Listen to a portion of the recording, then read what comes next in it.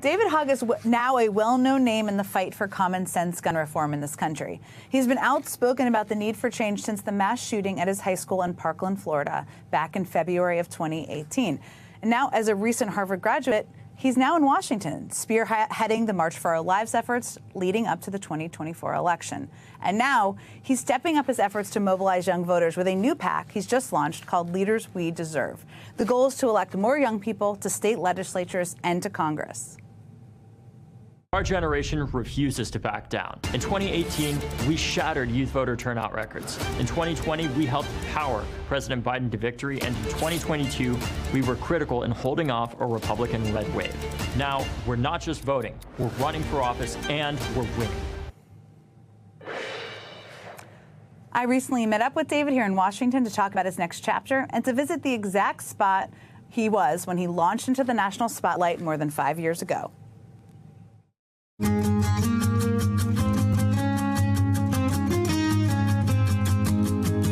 Hi, David. Hey. Great to see you. So Thanks nice for to see spending you. some time with me this afternoon. Thank you for having me. Let's have a seat. Yeah, of course. You just graduated, which obviously has led you here, so Yes. Congratulations on that. Thank you. Now, at your graduation, you tweeted out a video thanking Laura Ingraham and Marjorie Taylor Greene and the haters, I guess I can characterize. I loved that because I think fighting back at people who are attacking you is so important. Right. But why did you do that, and was the reaction what you thought it would be? Oh, the reaction was just what I thought it was going to be. I think the reason why I did that is because I wanted to show other young people that, you know, you don't have to cower to bullies. We can do the work and keep getting educated, and you don't need to listen to the haters. There are things about your background that surprised me as I learned about it, including the fact that you joined a shooting club. Is this correct? I did. In college? I did. Why did you do that? And does that surprise people like me when they learn it? I'm sure it does. Well, I mean, I think this is really my first time talking in any formal context about why I did that. It was after one of the many shootings that had happened this year that I was thinking to myself, I could not sleep that night, and I was thinking, what is the last thing, like, what have I not done? You know, we've talked to counter-protesters, we've talked to people who support us, we've rallied support, we've turned out voters. And ultimately what I realized is the only thing that I haven't done is I haven't gone directly to a lot of the people who do disagree with me, right, and meet them where they're at. And surely that's not for everybody in the gun violence prevention movement by any means, but I grew up around guns because my dad was an FBI agent.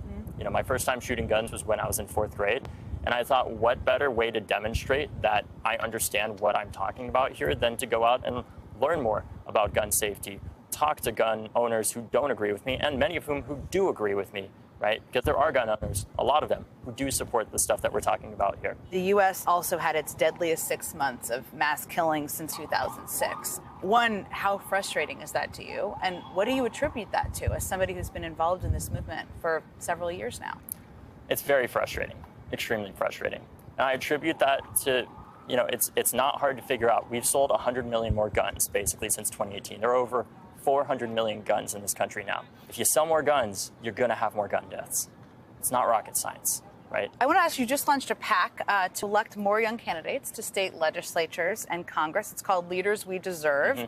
How did this come about, and what do you hope to achieve with it? The way that it came about is Maxwell Frost, the youngest member of Congress, was formerly working for March for Our Lives. And with March, we'd seen the power of young people turning out across the country. And working with Maxwell's campaign manager, Kevin Latta, we realized how amazing it is that he defeated 2 former members of Congress and a really well-connected state legislator. And we wanted to bring that model to a place where it really counts. Of course, Congress is great, but the worst legislation in the country is coming from the states. Don't say gay, permitless carry, right? All of these horrifying pieces of legislation, the far-right war on our children, the fight again to loosen gun laws, even as gun violence gets far worse in this country, it's not coming from Congress. It's coming from the states. So what we want to do here is we're working to help get candidates plugged into the resources and connections that they need to succeed, to help become the next generation of Maxwells, but not just in D.C., in Tallahassee. You've launched a PAC. Yeah. Are you going to get engaged beyond that in 2024? Are you going to endorse Joe Biden, for example? Yes, of course. That goes without saying, honestly, because he's been such a champion of gun violence prevention, even before it was popular with a lot of the work that he did around the assault weapons ban and other things like that. Now, you're pretty well known for something that launched not too far from here. Right. Should we go check it out? Yes, of course. Okay, let's walk over there. Thank you. Oh, well, that's a good friend to have. I mean, it's all dependent on work. So here we are at basically the scene of where the main stage was. Right. And for the march now 5 years ago, Right. back in 2018, following the mass shooting at your high school in Parkland, Florida. How does it feel to be back here? And what does it make you think of when you reflect on that day? It makes me think of how we had the largest youth voter protest since Vietnam, and the hope, right?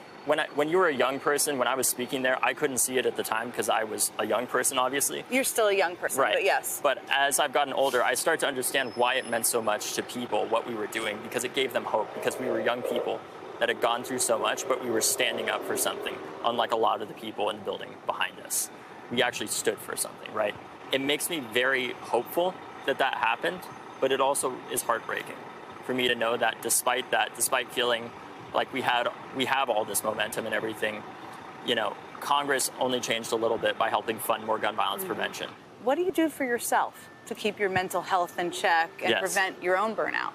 Well, I hike a lot, for one, and I watch The Office a lot. Okay. And I read a lot of books to help just learn. I think being in college was a really good way of helping me, preventing me from burning out, because it taught me how to just have at least some semblance of a normal life and routine that is not related to everyday shootings that happen. And I think what's been the most helpful, even though this is not an activity, it's more knowledge. It's knowing that the movement is not all on any one person. David, thank you for spending the time with me this afternoon. I really appreciate it. I appreciate it. Luckily, we didn't get too sweaty. I know. Speak for yourself.